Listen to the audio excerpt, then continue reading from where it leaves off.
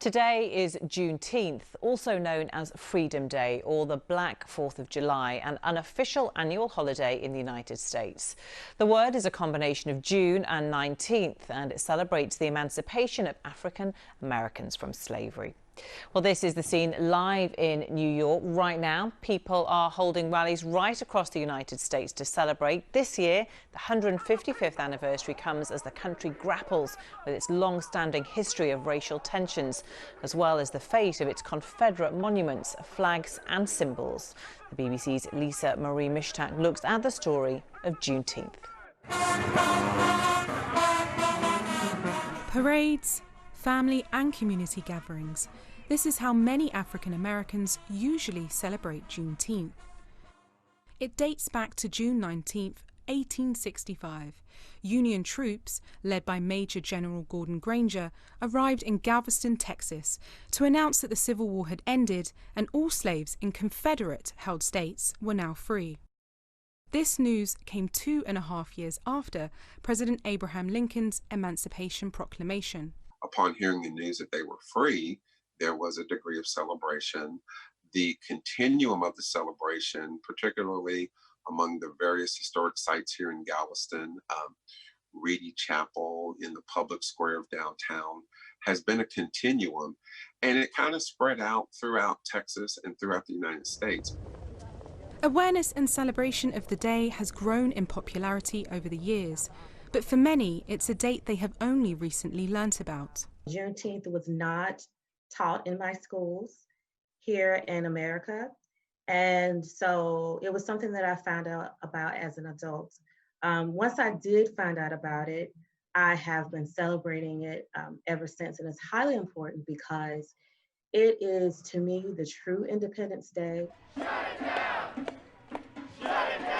The recent anti-racism protests across the US and globally has also highlighted the debate on Confederate monuments and calls for their removal. Many of the Confederate monuments were erected in the 50s, in the 1960s, I believe by the daughters of Confederate veterans, right? And so this was really a reaction to the rise in civil rights protests. And that flies in the face of what Juneteenth was all about. The protesters today would want the symbolism to come down. 47 US states mark Juneteenth as a state day of observance, but calls have been ongoing for years to make it into a federal holiday. And unlike in previous years, such as this parade, many events this year will be held online. Lisa Marie Mishtak, BBC News. Well, in New York, Mayor Bill de Blasio has announced that June the 19th will become an official holiday in his city from next year. 40 years ago, Texas was the first state to make Juneteenth a state holiday. I spoke with former BBC journalist Larry Madowo, who is at one of the day's many commemorations in Dallas. It has been a holiday in Texas, Samantha, since 1980, and now 47 states and the District of Columbia celebrate or mark Juneteenth here in the United States. But here you can see one of the hundreds of marches happening across the states. We are at the Dallas City Hall in Texas, where they have yellow umbrellas behind them. And each of those umbrellas has a name of somebody, an African American who has died due to police brutality, who was killed in what has ignited all these marches. I've seen Ahmaud Arbery, I've seen lots of other names, Eric Garner, Rayshard Brooks, who was killed in Atlanta just about over a week ago. All of these yellow umbrellas are marking what they see as a continuous struggle for the Black man in America.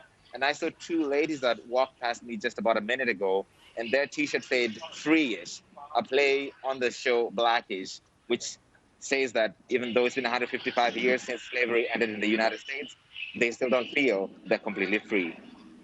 Larry, many people around the world and even within the United States didn't know the significance of this day until this year, and there have been so many marches today across the country. What do you make of an increasing number of states saying that it's going to be a national holiday from now on? We've seen the Mayor of New York declare this today, and also a lot of companies giving their employees a paid day off. So the significance of Juneteenth, especially this year, cannot be overstated. it forced President Donald Trump to cancel his rally, which he had initially planned for today, and moved it to tomorrow because of the importance of this day to the Black American community. A lot of states marked it already.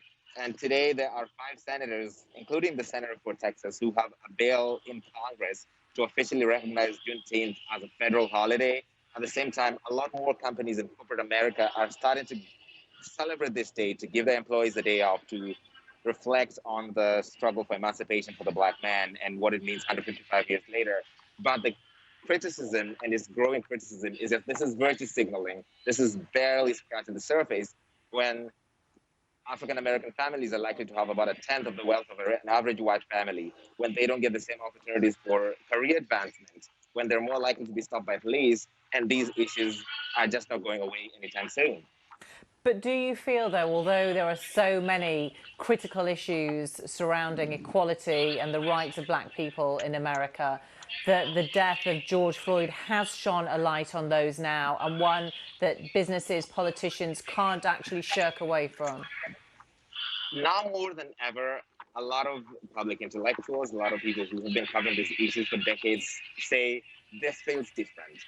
This now has a lot more people paying attention. And it's not just all the African Americans, all the Black Americans who've been on the streets every time this happens. But now this crowd, for instance, behind me is a lot more diverse than you ever see at these rallies. You're seeing white Americans, Asian Americans, Pacific Islanders, who are also joining this struggle, and they feel now more than ever, there's got to be a lot more happening. And you see it in companies in corporate America giving statements about how they will make sure they can promote diversity, make sure that they have more opportunities for Black Americans. You see it in all the different people who have been forced out of their jobs, either in public service or in private enterprise because of what was seen as racist behavior that could have passed even a year ago.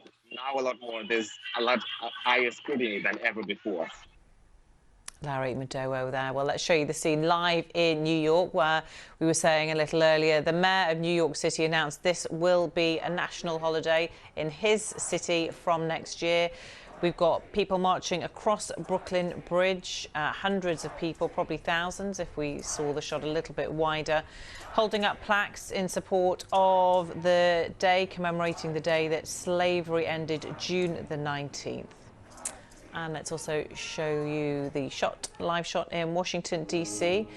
Sun not quite shining as much there. It has been raining. It looks like the rain has cleared. A brass band playing, and this is in an area which has been renamed by the mayor of Washington, D.C., Muriel Bowser, as Black Lives Matter Plaza. You can see that with the yellow painting on the floor there. Again, hundreds of people out on the streets in Washington, D.C. and in cities all across America to mark and commemorate and celebrate this day.